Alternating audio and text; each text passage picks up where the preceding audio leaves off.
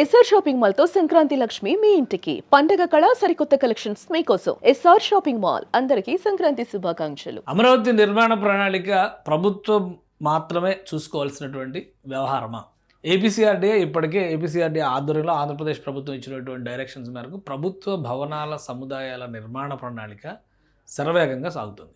కేంద్ర ప్రభుత్వానికి సంబంధించి ఫైనాన్షియల్ ఇన్స్టిట్యూషన్స్, ముఖ్యంగా బ్యాంకులు వంటి వాటికి భూమి పూజ కార్యక్రమాలు కూడా జరిగినాయి. ఇంకా పనులు చేయబోతున్నారు. ఇక ప్రైవేటు సంస్థలకి సంబంధించి ముఖ్యంగా స్టార్ హోటల్స్కి, కన్వెన్షన్ సెంటర్స్కి కేటాయించిన భూముల్లో కూడా యాక్టివిటీ నడుస్తుంది.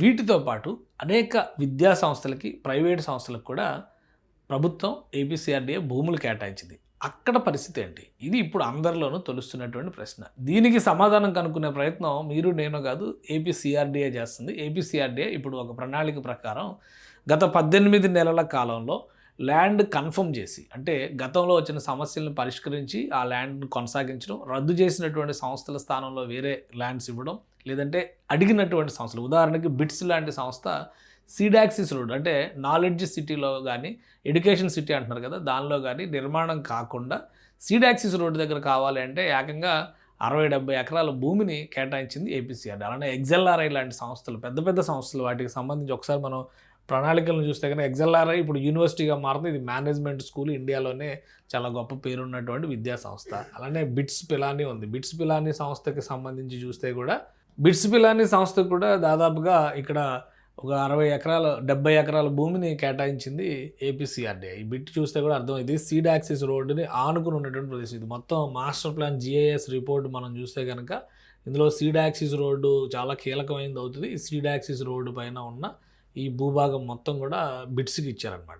సో ఇక్కడ జీవీ ఎస్టేట్స్ హోటల్స్ కడుతున్నాయి. అలానే ఇటు మహాలక్ష్మి సంస్థ కూడా హోటల్స్ కట్టడానికి ప్లాన్ చేసుకుంది. ఇక్కడ బ్యాంకులకు సంబంధించిన స్ట్రక్చర్ జరుగుతుంది. ఇక్కడ తిరుమల తిరుపతి దేవస్థానం టెంపుల్ ఎక్స్పాన్షన్ వర్క్స్ కూడా జరుగుతున్నాయి.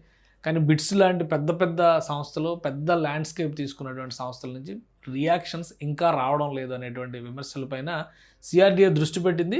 అలానే వీళ్ళకు ఒక టార్గెట్ ఇవ్వబోతుంది.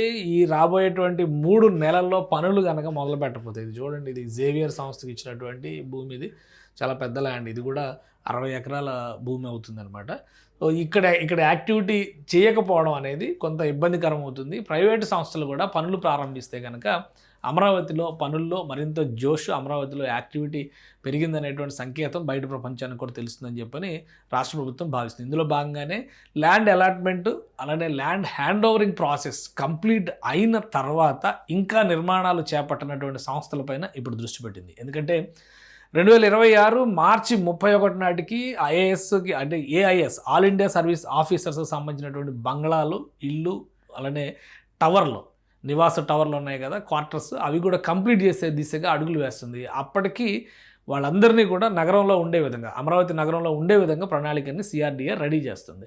సో అప్పటి వరకు కూడా పనులు మొదలు పెట్టకపోతే కనుక మరింత ప్రెషర్ పెరిగేటువంటి అవకాశం ఉంటుంది. కాబట్టి ల్యాండ్ కేటాయించి, ల్యాండ్ పొందినటువంటి సంస్థలు పనిచేసే విధంగా ప్రణాళికాబద్ధంగా వారి నిర్మాణ డిజైన్లను ఆవిష్కరించే విధంగా ఏపీసీఆర్డీఏ ఒక పక్కా ప్రణాళికను అమలు చేయబోతుంది. సంక్రాంతి తర్వాత దీనికి సంబంధించి సంబంధిత సంస్థలతో సంప్రదింపులు జరుపుతారు.